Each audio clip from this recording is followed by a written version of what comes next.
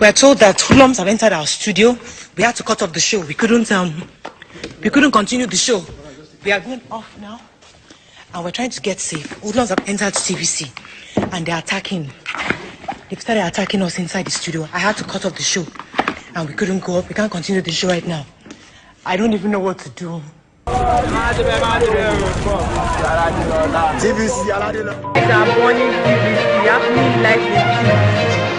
TVC is on fire. TVC is on fire. This is happening live in Alajelo last week.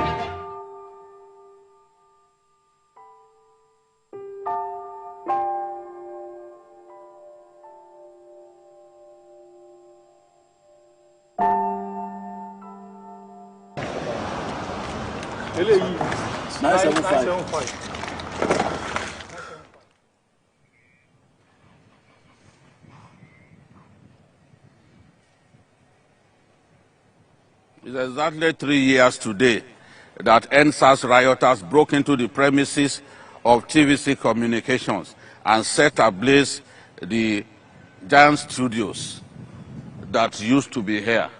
They also carted away TV monitors and so many other things. This used to be the main pathway leading into the reception of the studios of TVC. And today, the giant building that used to be here no longer stands here because after the fire, the integrity of the building became compromised. And in order not to put people's lives at risk, it was decided to pull down the building. Far away in front of me is where we used to have the two big studios. Come with me. The two big studios. You can see where we have this overgrown width. That's where Studio A and B used to be. My own office is somewhere here, or was somewhere here. My office was somewhere around here. I lost everything, including the manuscript of my book. And just before my office, we had the ingest. And then after my office, around here,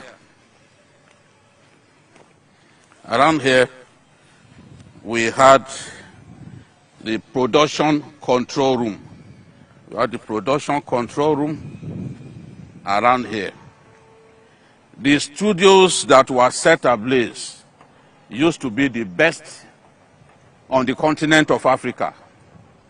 Dlamini Zuma, former chairperson of the African Union, once visited TVC and said she had not seen anything as beautiful as the studios of TVC in any part of Africa that she had visited. That was the testimony of Dlamini Zuma.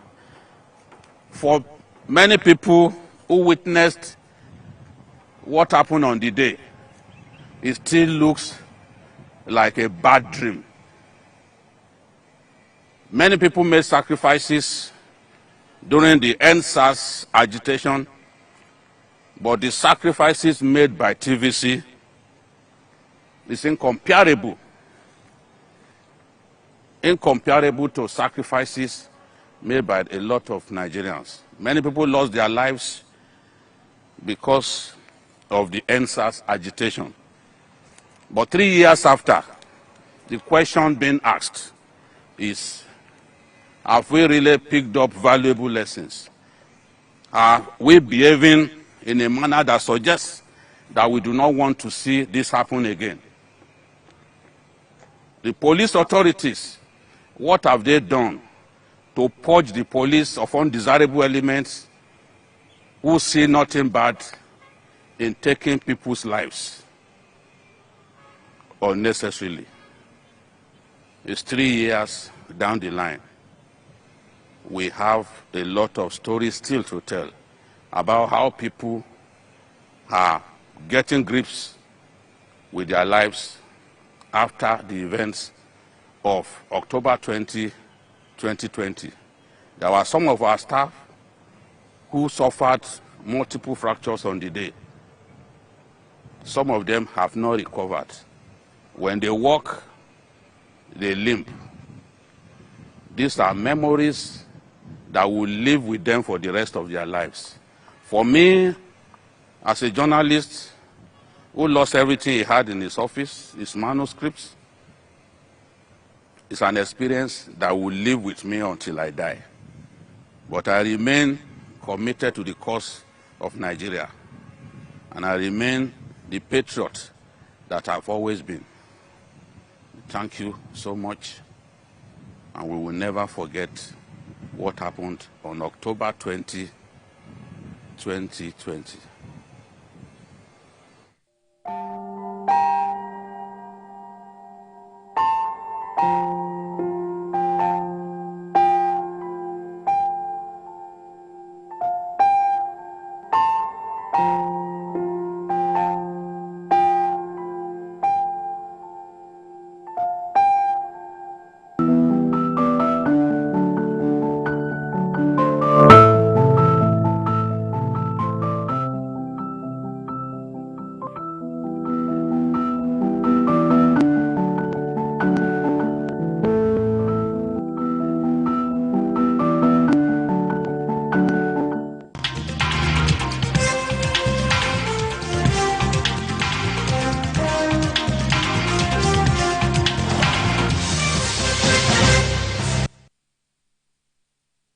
All right then, good evening to you. And the preamble there was just simply to tell you that pictures don't tell lies. But let me thank you for joining us for the last edition of Journalist Hangout this week. I am Citizen Jones Hussein. Now today on the program, police brutality yet to end despite sacrifices that went into hashtag EndSARS protest. And later on the show, we share this with you. Nigeria's electricity grid collapsed 46 good times between 2017 and 2023. Let me report that quite apart from Babajide Kolade Otitoju, who you saw before now, I have Dotun Oladipo joining us. Dotun, I greet you. Good evening, Citizen John. Okay. So you see, the team is ready. I hope you are.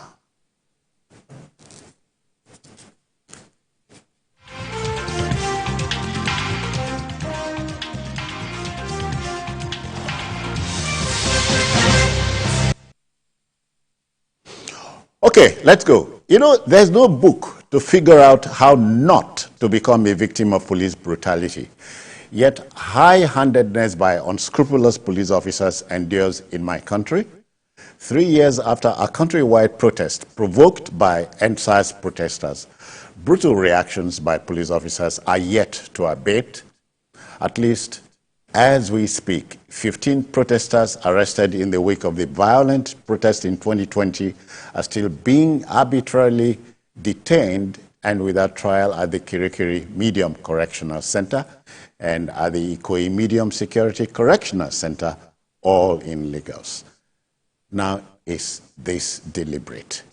But first, let's share the story by TVC News' Nelson Etta about the situation with you. 3 years after.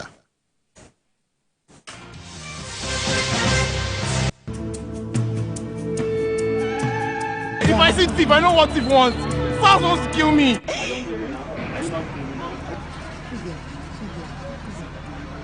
Since its inception in November 1992, the Special Anti-Robbery Squad, one of the 14 units in the Nigeria Police Criminal Investigation and Intelligence Department, created to detain, investigate and prosecute those involved in violent crimes such as armed robbery and kidnapping, operated freely in Nigeria with little or no supervision, regulation or recourse, to human rights. I come back at night.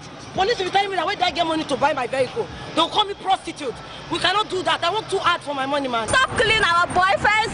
Stop killing our children. Stop. Mothers are crying. Stop killing them. The high-handed nature of the unit left a grim, bitter taste in the mouth of many Nigerians.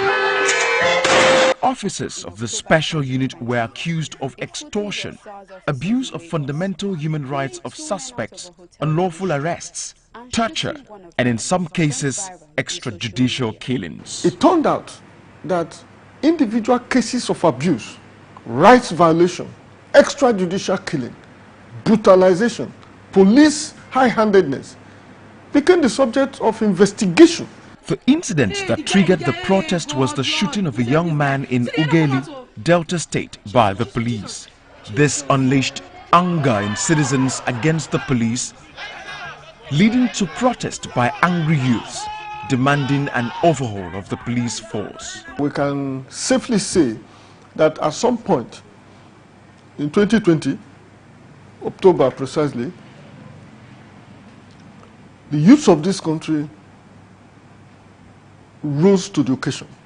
They responded to what you could call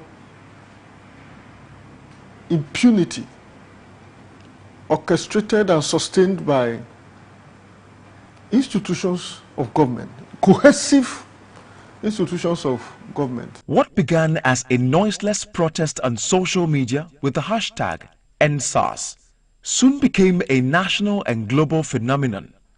An organic, leaderless, apolitical and non-religious protest was born. The #EndSARS protest. It's the first time I'm seeing Nigerian youth as a united entity. The youths called and the government listened.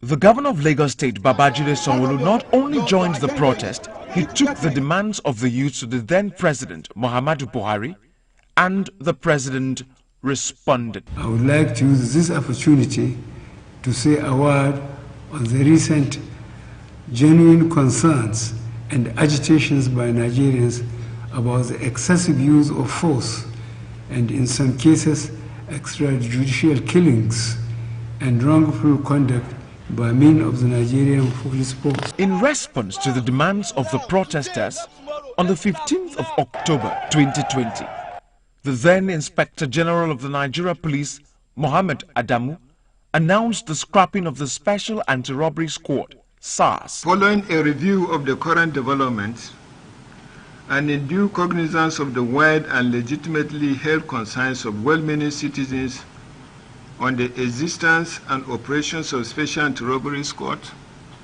as a responsive and citizen-oriented police force, it is hereby directed as follows. 1. The Special Anti-Robbery Squad of the Nigerian Police, otherwise known as SARS, is hereby dissolved across all formations, the 36 state police commands, and the Federal Capital Territory, where they currently exist. Adamant to the imposed curfew, as part of the resultant impact of the preceding night, on the 21st of October 2020, while Nigeria's most-watched talk show Your View was broadcasting live, TVC News' Mian Akere was out on the street to give live update on the pulse of the youths. Little did he know that that day will mark a turn in his journalistic career. Thank you very much, Mian. Please stay safe. I see you're not geared up. Please stay safe. Take cover as much as you can. We're told that hoodlums have entered our studio. We had to cut off the show. We couldn't continue the show. We are going off now, and we're trying to get safe. Hoodlums have entered TVC, and they're attacking. They've started attacking us inside the studio. I had to cut off the show, and we couldn't go up. We can't continue the show right now. I don't even know what to do. This is crazy. See, guys, see. Like, they've set the bus on fire. They've set TVC bus on fire. Hoodlums invaded TVC Communications, burnt down the world-class digital broadcast studios, bringing the show Your View to an abrupt end. I was at the forefront in Lekki, where the police and the youths had a tough confrontation. I was chased with guns. Some people, thugs, who felt this is what we deserve. And the picture says it all. This is what is left. This was one of the best studios, not just in Nigeria, but in Africa. But today, it had been brought down to nothing. 3 years on, here at the Lekki toll gate, men of the Nigeria Police, the Army, the Road Safety Corps, the Civil Defense, and LASMA are here to ensure peace and safety of lives and property as Nigerians go about their daily businesses. The Lekki toll gate stands as a beacon of hope, a convergence for change, and a call for liberation. For days and nights, young people across all walks of life from different political and religious lines gathered here at the toll gate to protest against the brutality of the then Special Anti-Robbery Squad of the Nigerian Police, SARS, with the hashtag #EndSARS. The Lekki toll gate stands as a point of reference towards the struggle for change in Nigeria. Yeah. Jide, welcome back. Thanks. Yeah. It is said that memory is very unkind to an old man. It is. But I listened to you when you were recounting the events of the 20th in 2020. Yes, and then the 21st. 21st, yeah. Yes, our building was set ablaze on the 21st, but the fires began the night before. And a lot of those old, bank buildings on Admiralty Way, the bulk of the destruction actually came earlier. You know, that is why October 20 remains etched in the minds of most people. Not just the people who believe in the EndSARS agitation, but people can see the level of destruction that those who initially had nothing to do with the protest wrought on the rest of us. Police stations set ablaze. The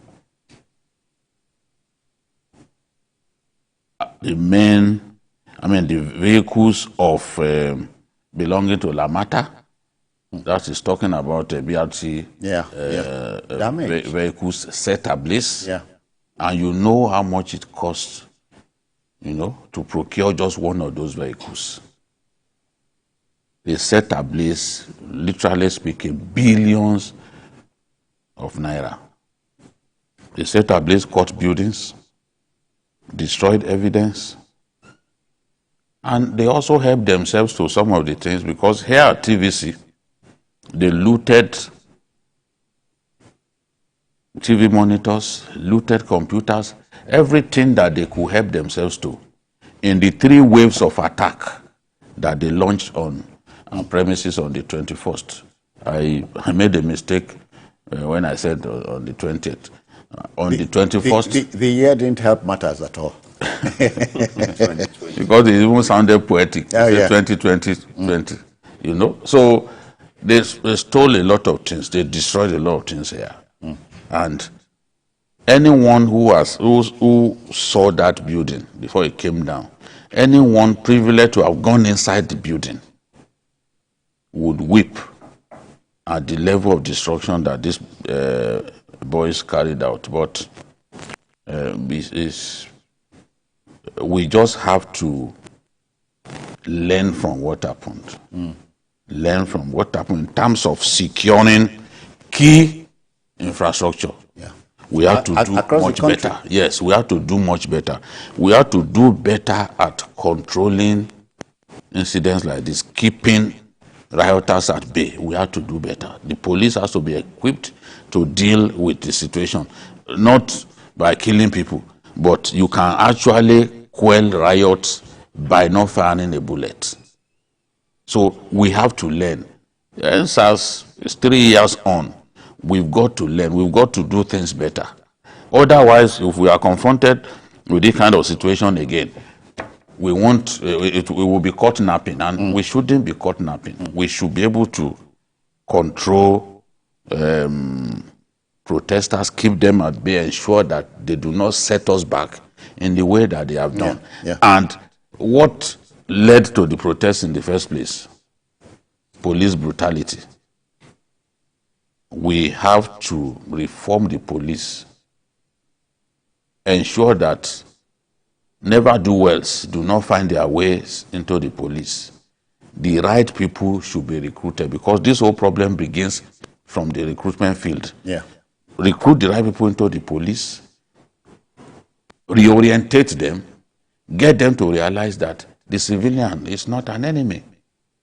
Maybe that, maybe when we're able to do that. The old slogan, the police is your friend, rings in my head, even as you know. And so you are looking at the next policeman and wondering if he's a friend, No, people will argue that the policeman is not a friend by some of what they have done. And we want to see a completely changed Nigerian police, because that will be beneficial to everyone.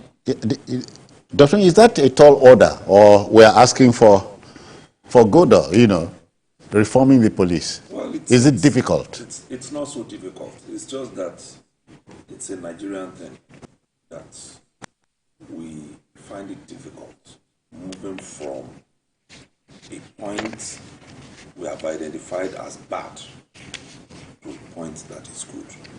But in the last 3 years, I'll say we have achieved something. Why do I say so? We've had this situation in which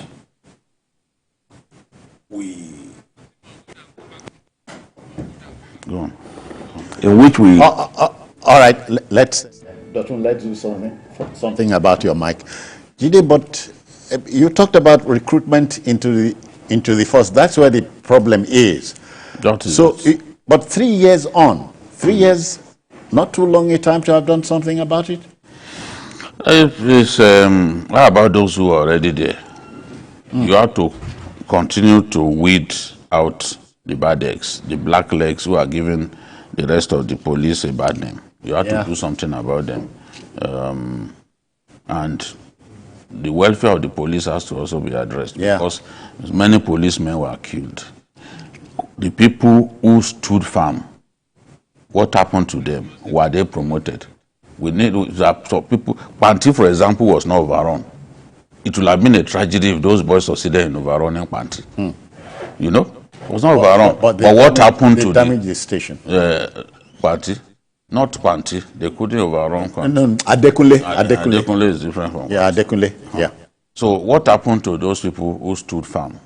Policemen who showed courage and ensured that nothing happened. What happened? You know, history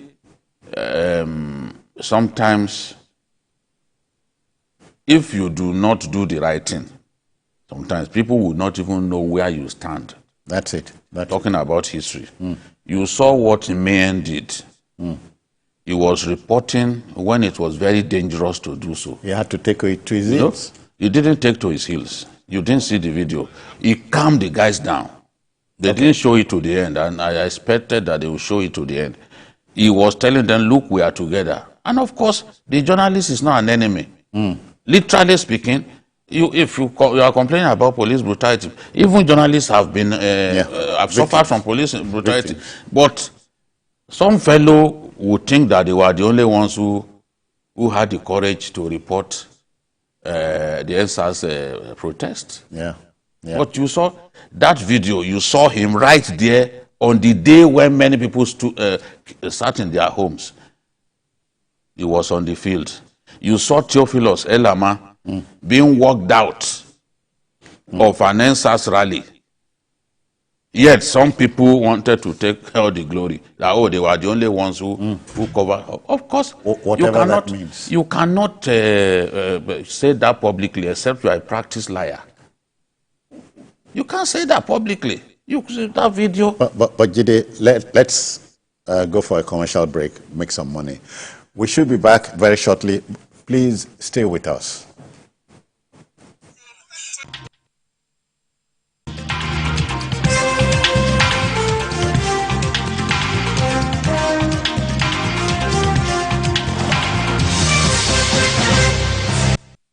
Heading home from work, in the busy traffic, your car breaks down.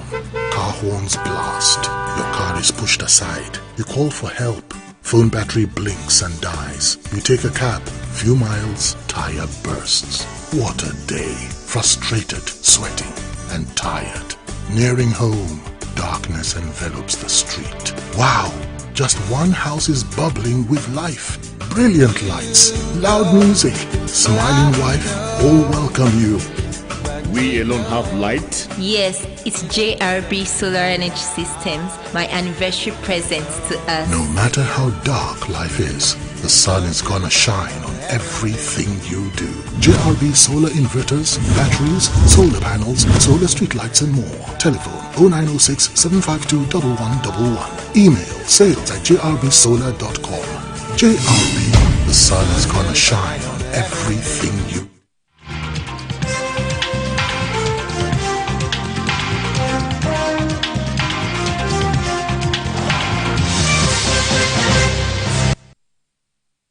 All right, then, welcome back. Dr. as we were saying, fire is a great servant, but a very bad master on an ugly day.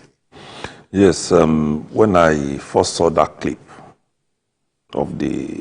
I was really, really quite alarmed, because I sometimes wonder the kind of acts that will be inside a man that will make him to set ablaze a facility that is not just providing information. You are wondering what a man who is on fire would do.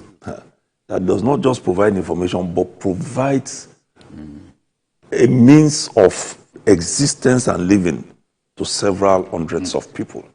Dependents and all. You know, so I just, sometimes I shiver and I wonder where we are as Nigerians. No human feelings, no consideration for anything. And then they also knew that people were inside that building, but they didn't care. So in the last 3 years, like the question that was asked, have we learned anything? Yes and no. Okay. If you recollect, just some weeks back, they said they wanted to hold a concert for the late Mohbad. That was almost going to go awry again, because some people are just bent on doing things the old way. Yeah. Because that is the only way they know how to survive. That's the only way how they know. How do you leave Mori Okunola and all the way to go and converge on Lekki? You know, innocent people who had walked throughout the day and wanted to stop them from going home to their homes. What's the meaning of that? It doesn't make sense. Have we learned? That is a no. But for some, they've also seen that, see, what we caused during NSAS, we must prevent now. Iyabo Ojo, one of the Nollywood actresses, is one of them. I think she has learned a lesson. Because while they stayed in the house during NSAS and were stoking this fire, those guys were just using the opportunity to do what they needed to do. For the police, some have learned, some have not learned. And it's amazing that 2 days back, a whole divisional police officer in Mira was caught demanding extorting, for bribe, extorting a man. And even he did not even just extort, he went further to in a criminal manner begin to remove stickers and all the rest from a man's phone that he bought with his money in order to destroy whatever evidence or link that man has to his property. That shows the kind of man he wanted is. To appropriate the whole thing so that the man has no link to it. If it was just collecting money, one would have said, okay, that's fine. But going to that extent. So, in other words, a man like that shouldn't have been recruited. He shouldn't. No. And then, you know, it's even possible for a decent man to be recruited into the police. And but get messed up. He can suddenly become animalistic in his behavior if that is the prevailing situation, idiosyncrasy in that place. So you see, people change. People change. But psychologists will say that character is formed before you are 21. But people change. Some of the people that we grew up together, that we felt we knew them sufficiently, you see some of them, you'll be wondering, is this the person that I used to know? Is it the same fellow? They may have been influenced by the things around them. Yeah. They say if you can't beat them, join them. The bad eggs in the police would infect even some good individuals. Except those good individuals have very strong character. The chances of being infected by the bad apples is very strong. It's very strong. It's just like a mob. You know, maybe you are not prepared to set houses ablaze, or somebody stokes the fire, and then you see others, they will join him like Mumu. They too will think that is the right thing to do. That's the way it is. So I know that it is possible to recruit good people. It is that constant reorientation that matters, drumming it into their ears and their hearts that the kind of police that we want is not a police that goes on killing people extrajudicially. If we check or molesting citizens, look at that one from Kogi State that was slapping a man in the presence of his family.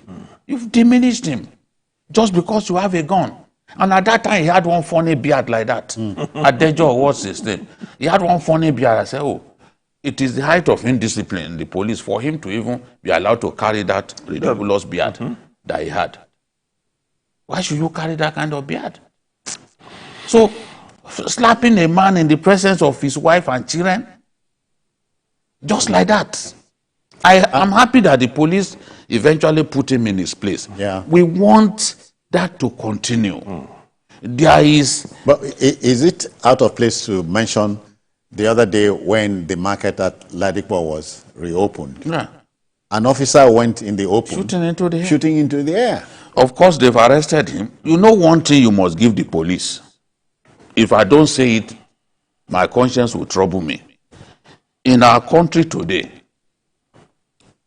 if there is any organization, any agency of government, any professional body at all that continually sanitizes its ranks, that continually punishes its own people who are guilty of bad behavior or of aberrant behavior, it is the police. The army, they don't punish people as frequently as we see the police do. Lawyers don't punish people as frequently as we see the police do. The NUJ or whatever, they don't punish their members who are guilty of bad conduct as frequently as the police do. We see the police, they even make a show of it so that others can learn. We have to commend them, we have to encourage them to continue to do that. Once you continue to purge your ranks of undesirable elements and you also ensure that you recruit the right people, not never do wells. Not people who join the police because they can't find something else to do. Like the repentant bandits. The police because there's no job. Yes, there are people who join the police, will never do wells. They know that they couldn't have excelled anywhere else, and they saw that they are recruiting people. They now went to join the police. They could be even be armed robbers. Our collective history would tell Jide, myself, and you that in those far off years, and I'm not talking about 100 years, one policeman would arrest a whole village. It was the power the police had. But that the police relinquished that power is the matter. It's because of indiscipline. And maybe one other point I want to make, like Vicky said, we should pay attention to the welfare of our policemen. Very seriously. Something came up and I was looking at the papers of the MPF Pensions Fund Administrators Limited. And it was discovered that even somebody who retires as a commissioner of police, what it takes, that's the first lump sum, is so ridiculous because it is based on your last salary, or pay. The emolument. And that a lot of times will just be your basic, which most times is about 100 and something, 200 and something. Yeah. For a rank as high as that of a commissioner. Some 90,000, some 120,000. And maybe the man is a Lagosian and his retirement is in Borno State. So how does he even transport himself back? And that is why it's easy to say, let me help myself. Yes, that's why they get involved in all of these things. Corruption. Let me help myself, so that if the country does pay not them help a me, living wage. So as simple as that. I would have thought that what's the name now? The popular documentary, broadcast by a TV station in town about the police college was enough to have gingered something. If you remember what ginger something at the time. Ginger something at the time, but not enduring. Not enough. It's not enough. The funding has to improve. Must do more. Yeah. The funding has to improve. Quickly, one quick word about the 15 protesters still in detention. Yeah, but we don't have the full details. There were NSAS protesters who killed people, who are involved in murder. Do those people expect to be freed? No. If you some kill policemen. Even ate them in Ibadan. Yes. There was cannibalism. So I don't have the details, but if you were involved in that, for example, and you are still being detained, I have no sympathy for you. There are so many funny things that these boys did on the day. You can't burn all of those BRT buses and expect to walk with. Because at that point, no lesson will be learnt. Oh, of course. Okay then, Nigeria police, I wish you well. To our next story. Nigeria has experienced a total of, wait for it, 46 grid collapses, I should say, spanning the period between 2017 and 2023. The recent grid collapse came after the nation's power grid had achieved uninterrupted stability for over 400 consecutive days. Makes you wonder if uninterrupted power supply in my country is achievable, Dotun. It is, of course. We've always said it. This thing is not rocket science. It's not. It's just for us to be able to put the things that we need in place. And then we have people who are committed to running it. For instance, some years back, we were told that it was not possible for the average Nigerian to have a mobile phone. Oh, yeah. That has been demystified. We were told when the big two came that it was impossible to have anything less than minute billing. That has been demystified. So it means this thing is not rocket science. It's a matter of how we apply ourselves sincerely to it. Look at when privatization was done and all this discourse were put in place. It was a lot of crisis because those who were government workers were trying to bring in the government mentality of running business into this discourse. So they did not want any form of reform. They wanted to continue the old way, where they will be collecting money into their own pockets. Under the guise of estimated billing. Yes, and apart from that, even the estimated billing, they are not even allowing customers to go and pay into the coffers of government. They will rather disconnect, you give them some tips, they reconnect you, in another few months they come for the tips, and on it goes.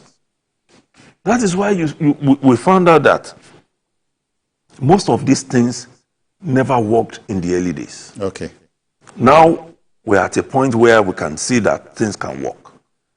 People are getting prepaid meters. But the challenges persist. The discos are claiming that they are not getting sometimes enough from the generating companies. The generating companies are saying, okay, we have up to sometimes 8,000 to wheel out. But we don't have the access to wheel it because we have limited access. So we produce, but we can't transmit. Okay. So is it rocket science when we have countries in this same Africa that will claim to be better than, like South Africa, with more than enough? And I hear South Africa has an extra 40,000 just there megawatts on their own. The talk is about many countries not using a grid. What do they mean? Not using. There has to sticking with the national grid is outdated. I hear something like that. No, you have to have other sources of electricity generation, off-grid solutions. Okay. Talking about solar, talking about wind, coal. South Africa, for example, relies on coal.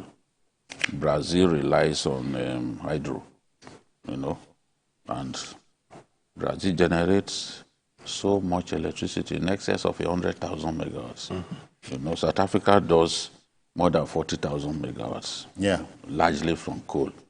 So we will get there. We'll get there, and the president should be ready to take advice. That's why we have an expert that we brought on the show today. They need to listen to such people. What can we do? I believe that if we do that, we'll get there. Okay, I hear we must join a gentleman in Abuja who knows more about what we're discussing. So joining us for more discussion on this issue is the CEO of Sage Consulting and Communications, Bode Fadikwe. He is also a power sector policy analyst and communications specialist. Mr. Fadikwe, I thank you for joining us. Thank you so much. Frankly, I have enjoyed the discussion from you gentlemen, and I'm really excited that I have the opportunity to be part of this show this evening. Thank you so much for having me. Yeah, so what new thing can you tell us here? Yes. Maybe I should backflip a little bit to the one on the police, where I think it's Egbon Babajide that talked about the need to be more security conscious about this country. I think that same comment applies to the power sector with specific reference to the transmission company of Nigeria. And I'm happy that you gave a cue with the issue of the over 400 days stability in the grid, and then the comment that it is not rocket science that we can do it. Now, up to about 13th or 14th of last month, the grid was stable for over 400 days, specifically for 421 days. And then all of a sudden, we saw collapse first day, then about 2 days later, another one followed almost immediately. And people began to have concern about the reason why that kind of situation should occur. Now, there were hunches that it could be some other factors, but about 2 days ago, or was it yesterday, the former Minister of Power, Professor Batinaji, came out to specifically say that those who have generators, or those who sell generators and diesel, that they are one of those who are fighting against a stable sector, a stable power sector. So what does this mean? It means that the hunches that we had concerning the collapse of the grid last month, we can now say confidently that it is not just mere hunches. There is clear evidence to show that it may have been as a result of sabotage. And because if transmission can maintain the grid for over 400 days, which was unprecedented in the history of the privatization we started 2013. In any case, privatization is 10 years this year. In another 1 or 2 weeks, we will be celebrating the 10th year anniversary of privatization. And for over 400 days, transmission was able to keep the grid from collapsing. Then just 2 days, just after they announced that we are celebrating over 400 days of great stability, it began to fail again. I mean, the conventional wisdom in Yoruba saying is that the witch cried yesterday and the baby died today. Who else will you hold responsible for the death of the baby, if not the witch? So, what that means to me, as somebody who is a power sector observer, I've been in this business with all sense of humility for close to 4 decades. So I have seen the history of the sector very closely.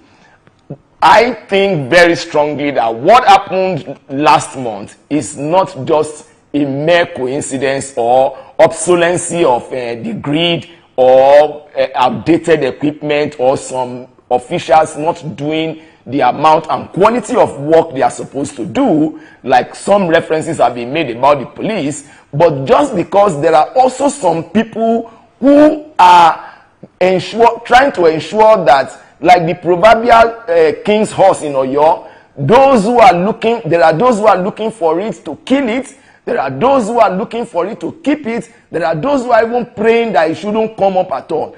A functional power sector will do this country better. And I'm happy that we have a president who is very passionate about the sector. He tried to do it in Lagos. Unfortunately, national and subnational politics did not allow that to come up. But right now is at the center. We are expecting that we will cover more mileages now that is there. Let me ask you this question. In the past, we've had grid collapses arising from inadequate supply of gas constraints leading to grid collapse. The last few grid collapses that we had, what really was responsible? Because that will lead us to whether indeed we can believe that sabotage played a part. What was responsible? Was gas constraint an issue at all? What really caused the collapse? Now, what happened in the one that happened in September is that there was a fire outbreak. Now, I won't tell you specifically right now that this is what happened. There is still that suspicion because an investigation team was set up by the Honorable Minister, Chief Adebayo Adelabu, to investigate what actually happened. Remember, transmission is still a baby of the federal government, 100% ownership. So the minister has to take that responsibility alongside the MD of TCN and the officials of TCN. But what actually happened was that there was a fire outbreak on the Kainji Jeba 330 kV line. And that led to the tripping. Now, for there to be grid collapse, is either you are losing load at the distribution end, there is a sudden drop of load, or there is also a sudden drop of load at the generation end, or there is a tripping on the transmission line. Those are fundamentals that can bring about a grid collapse. When the load that is lost at generation is so high that it affects the frequency at 50 hertz, then there will be a grid outage. The same thing when it is above 50 hertz. The machines will start complaining, and unless there is an intervention, there may be a greater problem, like you have in Ikeja West. Like for those who are familiar with Abuja here, like you have in Katampe, in Abuja here, and several other locations like that. So there was a fire outbreak on the Kainji Jeba 330 kV line. That led to that grid outage. The second one was at Brining Kebbi. Again, it was fire. And those two facilities, the Kainji Jeba and the Brining Kebbi, they feed Niger Republic. While we are not saying that there is any issue coming from the Niger Republic, but we are also open to conversations around the fact that the political environment before now has not been a very friendly one. And if the lines feeding the two facilities, feeding that same direction, is now coming under that kind of experience, fire outbreak the first time, fire outbreak the second time, then you want to start asking questions. Why is it that it is only from that area? Because since after that time, there has not been any fire outbreak again. And it's almost a month. If it is a question of equipment. Thank you, brother. But go ahead, sir. On a final note, Where do we go from here? Is there hope? Hope. There is hope. Like I said, the power sector is 10 years. Other sectors, the distribution and the generation. Generation says we have gotten up to 14,000 megawatts that we can push into the grid. Certain factors make it a little bit difficult for us to push it into the grid. One, there is also the issue of gas constraint. We know the politics around gas globally today.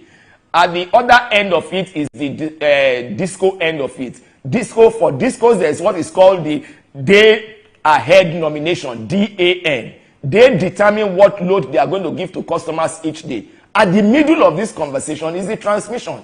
Transmission can carry up to 8,000 megawatts, 8,500 megawatts at any point in time, depending on what is happening from those two extremes. So for me, where do we go from here? Let every part of the value chain continue to develop. And I love the optimism that has been expressed on this program, that it is not rocket science. We can get there. Let all the members of the value chain, is a tripod, let them run the race as it is normal. Transmission, I know clearly, is running the race. For instance, in Lekki, they have put a 2x300 MVA transformer there. In Alagbon 2, they have also put some and all over the country, they are installing facilities here and there, so that they can get ready. Remember, we have this new power sector act, which is the Electricity Act 2023 that was signed into law by Mr. President 11 days after he got into office. That has also given the states the impetus to invest in the sector. So the hope is there. We are confident that God helping us with the kind of president we have, we should be able to make better progress than we have made in the last 10 years. Thank you. That's Bode Fadikwe, by definition, the CEO, Sage Consulting and Communications. Okay, gentlemen, so there's hope. There is hope. Yes. There's hope. It's good to hear that there is hope, because I don't want to be in a country where there is no hope. Oh, okay. All right, we must pack it all up and go, but not before thanking you, the viewer, for being there for us. And of course, the backroom boys are saying, thanks for listening too and watching too. We're out of here. Jide, many thanks for your time. Thanks. Dotun, many thanks for your time too. Thank you for having me, sir. All right, that's it. A repeat broadcast of this particular episode is on tonight at 11. But you may join us on Sunday for an expanded edition from 1:30 to 3:30.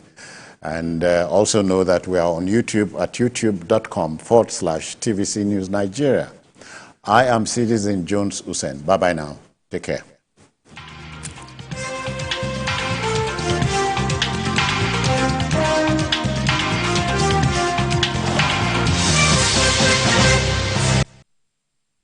Africa's Creative Market is here again. Yes, the biggest gathering of African and international creative industry professionals is back.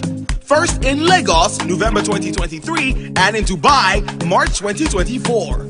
Come join thousands of creative professionals as they gather with their counterparts for trainings, workshops,